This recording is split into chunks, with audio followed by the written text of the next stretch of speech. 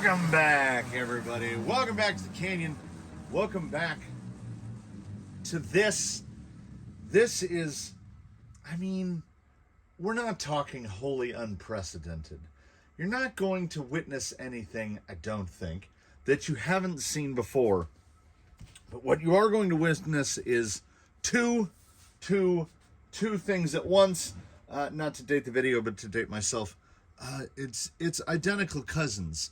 This it came from the workbench 21 and 22. This is how it had to happen. Things were going to go in a different order.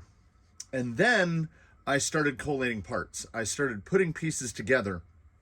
And the next thing I know, I said, oh, well, I guess we're doing this. So it came from the workbench. I build to a body, right? That's what I do. I build to a body.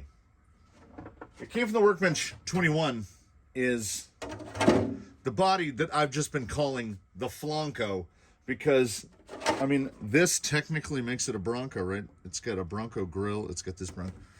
It's a Ford Flex, and I don't know what's going on here. It looks semi-intentional. I don't understand. There's one in the front too. I don't get it. Anyway, the Flanco, and then 22 is what I thought when I saw the picture. I thought was an MST JP1, but it isn't. It's an RGT. And to confuse things further, just to show why the source of my confusion. Look, the hood and that grill section, even the shape of the snorkel, this one's hollow and this one's not. Very different grills. This one's got that angry Jeep grill. The fender flares, these are bolted on, and these are molded and these are bolted on, but they look almost exactly the same. Once we get to the roof, we get a little different. This guy's got the little mini window and this guy doesn't. But I think it's fair, my misunderstanding of one to the other. This one's got a little bumper molded and this one doesn't. But so the fitment should be exactly the same. And then as I was collating parts and I noticed, the whole industry is 313 now. Everything's 313 millimeter wheelbase. I was like, why am I going to do this fully independently? Because I had the same idea for both, right? For roughly, I had a ballpark general idea that was the same for both. And then I realized, so we'll do, how should we do this? We'll do 22 over here and 21 over here. So 21 on the right, 22 on the left. Most notably, we're basing on TRX4 axles for 22. And 21 will be TRX4 axles. This is running servo and axle. I had purchased that Artful Dodgers servo and axle adapter long ago and finally came to put it to use. Power plant wise, as we had seen previously, Outrunner, Stealth, flipped. It's currently set at 0 overdrive, but it will have overdrive in its final form. This guy is running Outrunner, not flipped. We've got a Rhino.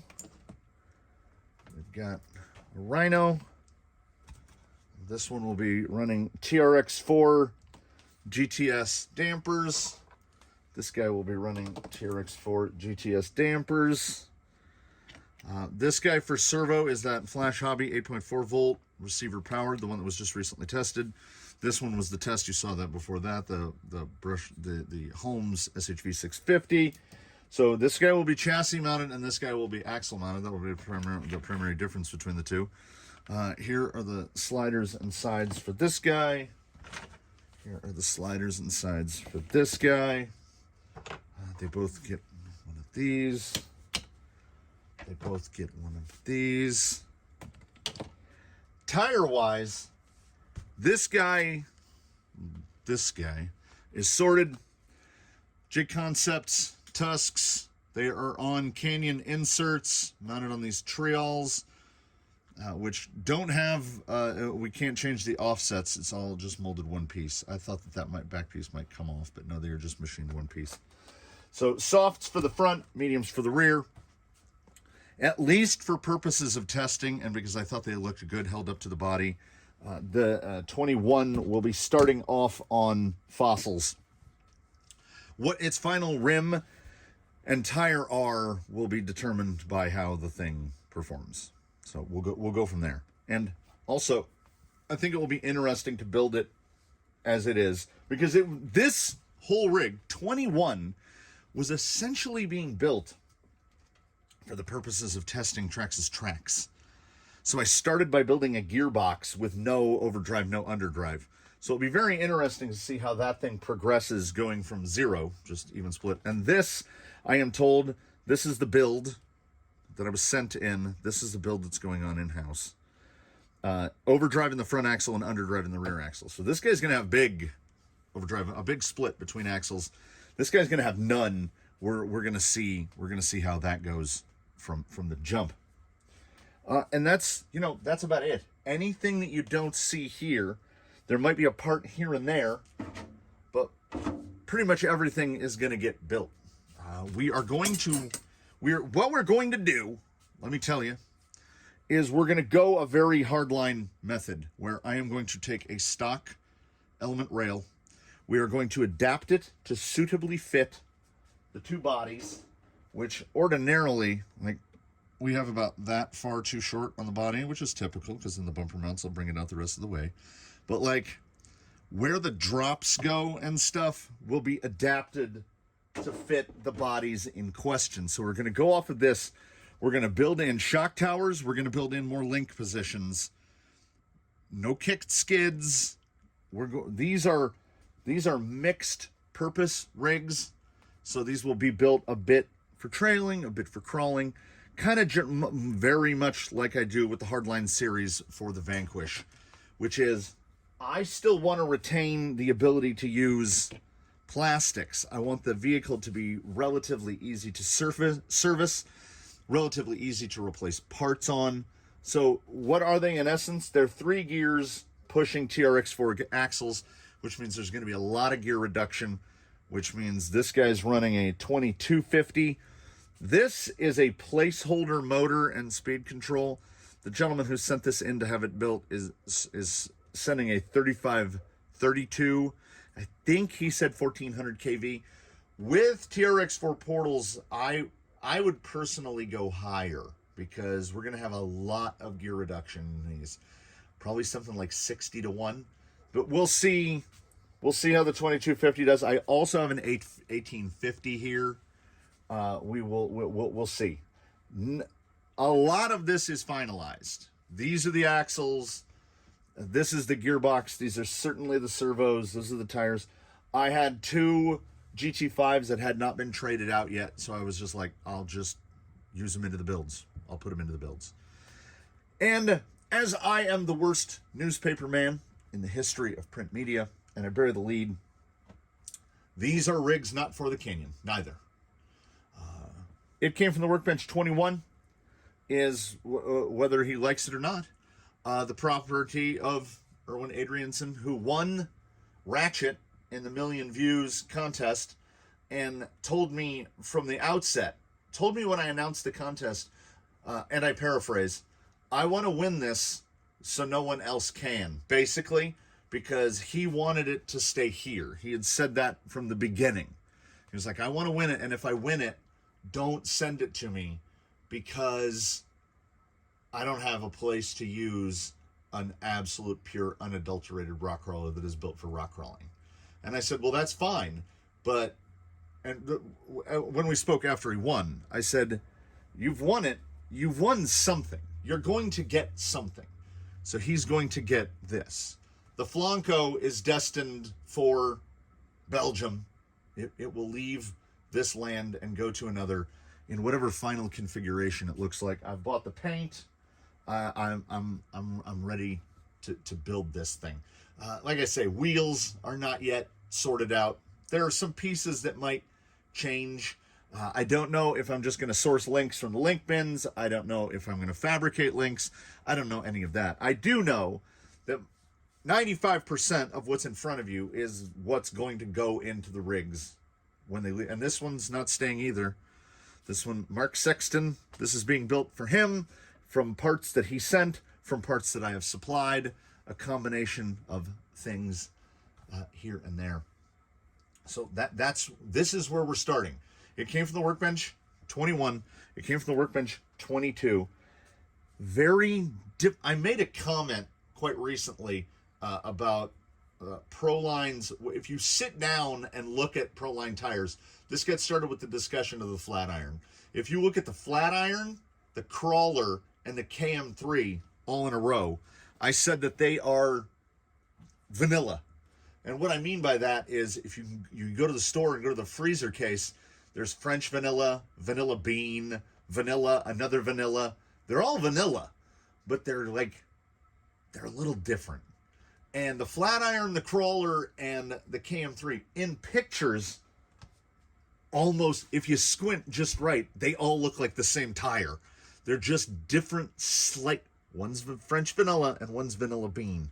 So that's kind of what these are going to be. We're going to have French vanilla and vanilla bean because they're going to be wildly similar. Same axles, both running on Rhinos, both running on GT5s, both with 313 wheelbases, both essentially running off of stock element geometry.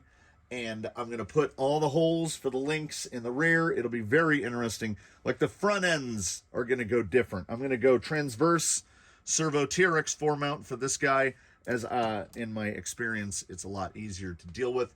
If it doesn't pan out, I will do a laydown, like how the Colonel is. We'll put a laydown servo in it.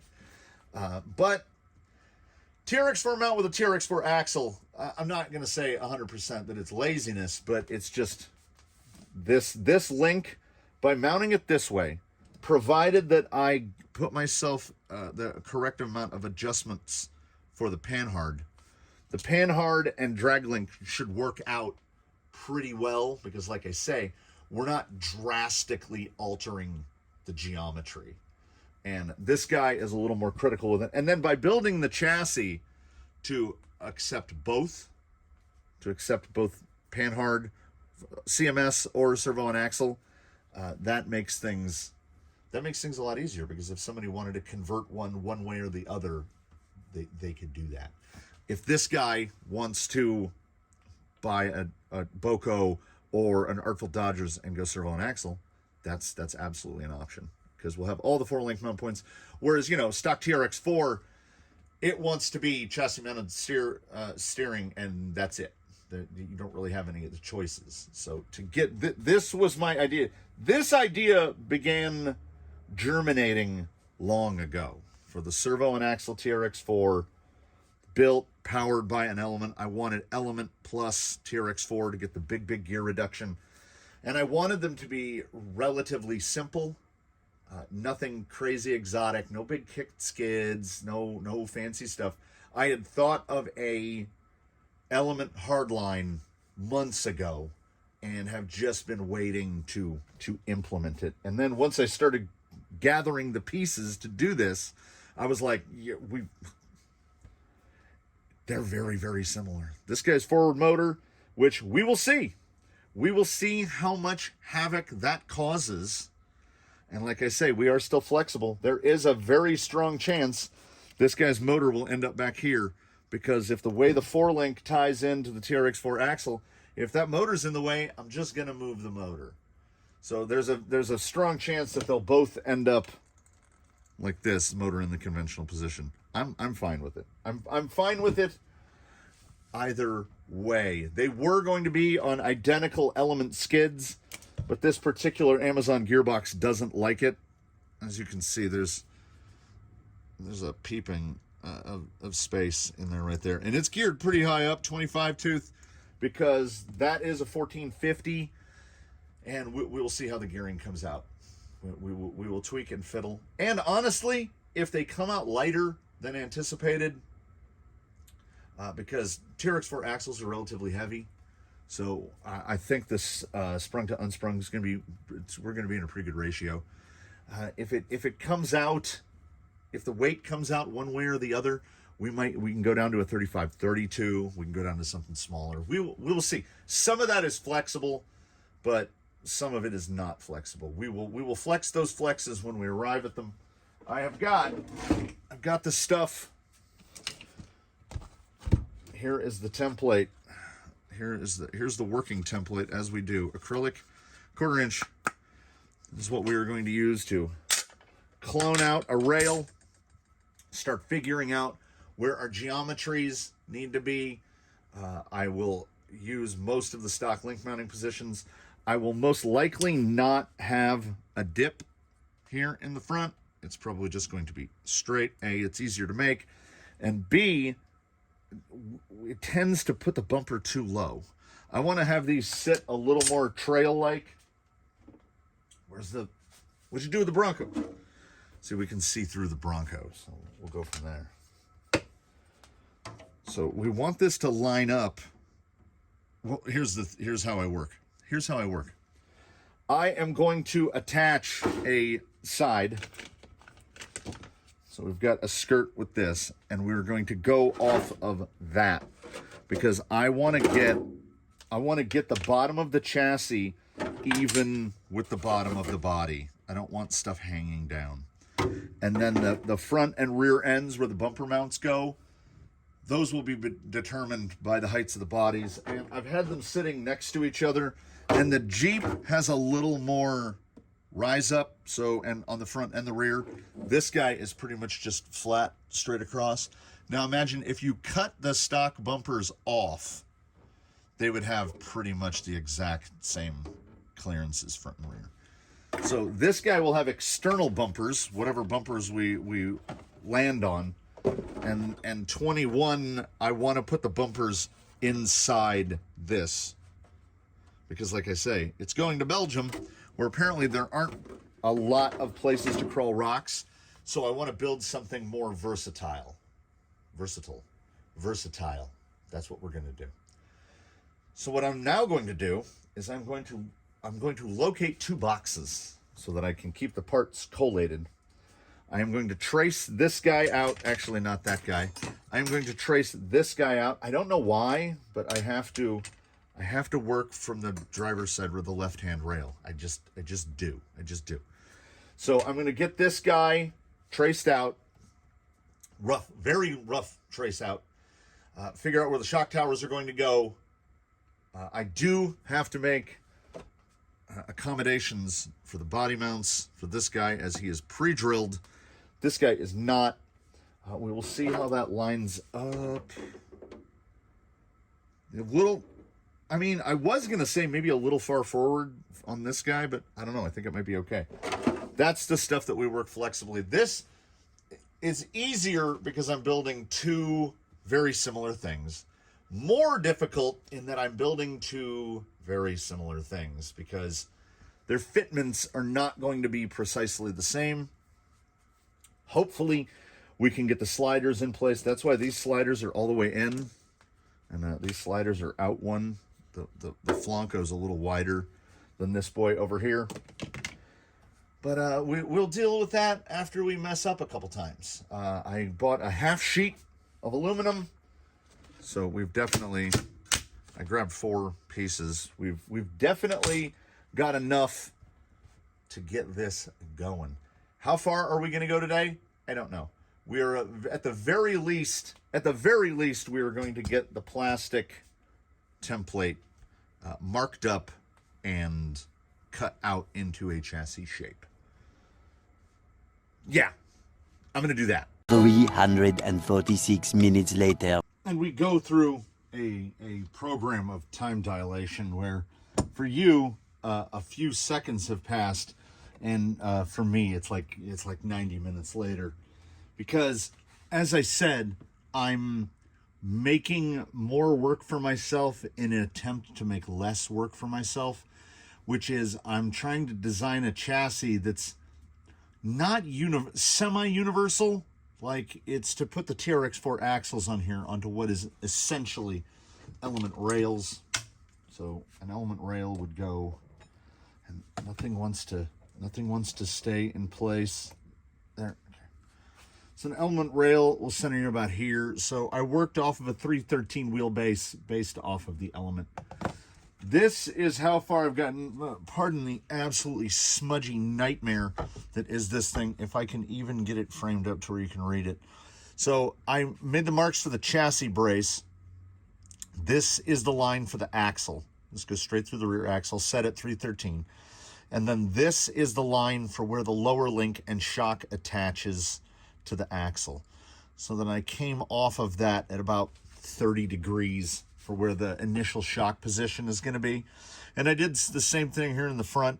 This is the mark where the drag link attaches, because I wanted to get the servo mount for the chassis mounted servo version. I wanted to get the servo mount lined up where basically you have to make some front end compromises. And the front end compromise I made was, it's going to be a pain in the tuchus to make servo horn adjustments. The servo horn on the mount, as it sits, is basically directly over the center of the axle. So this allows us to run a 24 millimeter on center servo horn, a just normal servo horn. So the axle will sit about there. And when you're laying stuff out like this, caster is just your enemy, because the axle, when I pivot this, the axle doesn't move. The actual line, the center line, so it stays 313. No matter, like that one's upside down. No matter where I pivot these, the axle spacing is 313 millimeters, 12.3 inches. But everything else moves. Like, watch where the link mounts go, you know. So getting that thing set to where this is going to sit, and no matter what you do, you have to make compromise if chassis mounted steering is there. Because basically, where the center, where the pivot point is for what would be in a full size, the pitman arm, the servo horn that is going to attach the drag link to here, that is going to basically be exactly where the panhard bar wants to be. Right? Those triangles overlap each other directly.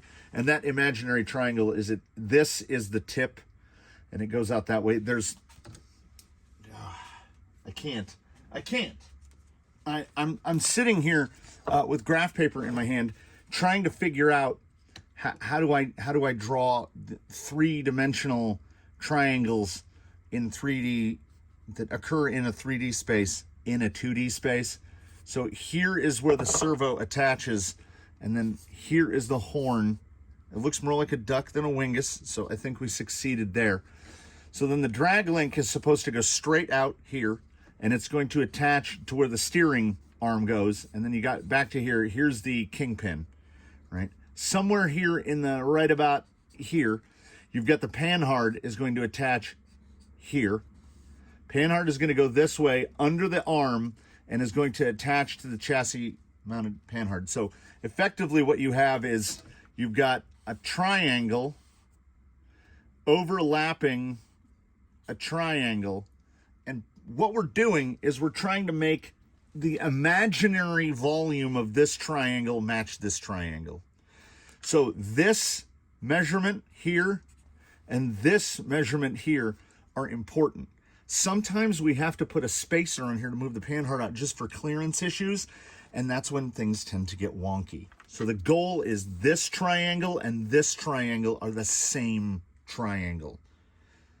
It's more difficult. Man, I should not be doing illustrations with these alcohol-based Sharpie Pros. Like, I'm just getting happier by the moment. Now, what I really wanted was to go to a 24 millimeter horn so that we can get a little bit of mechanical advantage there. So to do that, I think it just fell off the bench. We are going to use a Vanquish panhard mount. So by using the Vanquish panhard mount, I was going to use an Element panhard mount and come out here, but that was really going to mess up my triangles. So the axle line and the center pivot for the servo, the output of the servo, there he is, are in line with each other. This guy is going to go right here to that hole and that hole. which should potentially put us in the right place. Now, with the amount of drop this has, this should put us down enough that at full squish, the panhard bar is not going to strike the servo horn. Now, we can space it up a little bit if we have to pull that up a little bit, but then you get into the issue of you have another triangle. Well, we got to stay uniform with the colors. So when you're looking at it from the front, here's where the drag, here's a knuckle, there's the output there, and there's a knuckle, and there's the output there, and there are the kingpins. Let's try to keep it in frame. Here's the axle in between. My illustrations, aren't they fantastic? So you've got your servo somewhere up here. Here's the output. So you have this line that comes down here. The panhard attaches somewhere down here and goes up like this to this link here. We want those angles to be the same. Again, draw another imaginary triangle, and you've got the triangle of the steering link, and you've got the triangle of the panhard bar. We want these two triangles to be the same size, and we want these two triangles to be the same size. And I am not, nor have I ever claimed to be an engineer. So I work off of what exists. So I put the axles in place roughly where I need them. I look at where actual engineers started their points of geometry, and then I attempt to institute my geometry into their system. Then once we get all that sorted out, so all of that was just to determine where are the holes that are going to mount the servo and where is the other hole that's going to attach the panhard mount. That was just for that.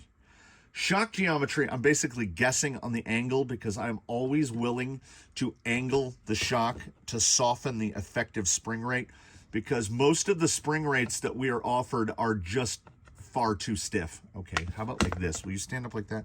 Are just far too stiff. So if we can drop that rate down a little, that's fantastic. You can always find a stiffer spring if the shock is laid down too far. Also, the natural curvature where this drops down, you see the shock tower wants to start, this is terrible. The shock tower wants to start out here in open space, which is why, like, Rock Pirate's Interceptor has those kind of flag-shaped shock towers. So my shock towers are going to be a little bit taller so that the rig will ride a little bit lower, and basically built effectively for more droop. So when they sit static, I want it really close to fully compressed. Like, I only want about maybe 5, 6. Give me a shock. Give me a shock. When this thing is sitting at ride height, I want it to look about like that. I want about that much shock shaft out, because this is enough suspension action to absorb your normal drive around stuff. Most of the suspension travel I want to be down travel. Droop, keep it on the rocks, make it more compliant over surfaces. Not skateboardy. Like, we don't want, easier to see without the spring, I'm guessing. We don't want skateboardy. So when this thing is sitting on the ground, we don't want it to sit like that. That's fully in. I want it right about there. I want this much suspension travel. And then I want to be able to reach down and grab those rocks. So honestly, what I've done is here in the humidity, like if we get at the right angle, that's all human grease. So I'm just sweating like an absolute mule. And in the climate that we have here, we have swamp coolers. So I could make it more humid, but I would rather not. Like the Sharpie, this is alcohol-based Sharpie. And you see right here, it's like gone. It's just rubbing off because I'm hitting it with the grease. So I think, and this is it. This is it for holes. The rails are going to have 6 holes down here, 3 and 2. And then, well, for the bumper mounts. But I'm going to get to the bumper mounts about the same time that I figure out what the shock towers are going to look like. Why I'm not going to figure out what the shock towers are going to look like right now is I started this thing very tall, as you see, and it keeps getting cut down. So this line, where that intersection of 3 points is, that is the uppermost, forwardmost shock mounting position. So the holes will go back and down. There'll be a grid of holes right here. And then on this one, there'll be a grid of holes right here. That's what we're going to go with. But before I can do that, I have to go to this line right here, and I have to cut this off, because at this height, the whole bottom skid is sticking out of the body. And like I said, I want this thing to sit nice and low and flush, because I'm building what is geometry-wise closer to something that would actually exist, right? So more of a trail-looking geometry, but then I'm hoping that building it for more droop and giving the availability of shock positions, we can find this compromise. I saw this as an opportunity to build what would be my perfect trail rig. It can go and drive, but it can also rock crawl and not really take a big hit in its ability to rock crawl. So that's the basis that I'm starting from. Trail and crawl. Not just a crawl. Like most of my rigs here, out of the 30 or so that are in the fleet, let's be honest about it. Once you're up into that, 15% or more percent overdrive, you've given up trail ability. You've given up drivability for crawl ability. And then we've got guys with 30% overdrive. We've got guys with massive, ridiculous amounts of travel. We've got four-wheel steer. We've got rigs that top out wide open at 4 miles an hour, 3 miles an hour, sometimes even lower to it. I think Zoidberg is maybe under 3 miles an hour wide open. So we make a lot of compromises for the ability to just crawl whatever rock we want. So I am trying to do what I think manufacturers are trying to do, which is versatility, introduce versatility. But I don't want to make the big sacrifices that they make. Like, I want a decent amount of suspension travel. I want a decent amount of articulation. I want a more forward weight distribution. I want more unsprung weight than sprung weight. So starting from a sheet of plastic and an idea, I hope to be able to land where I'm aiming. But I have burned up my brain.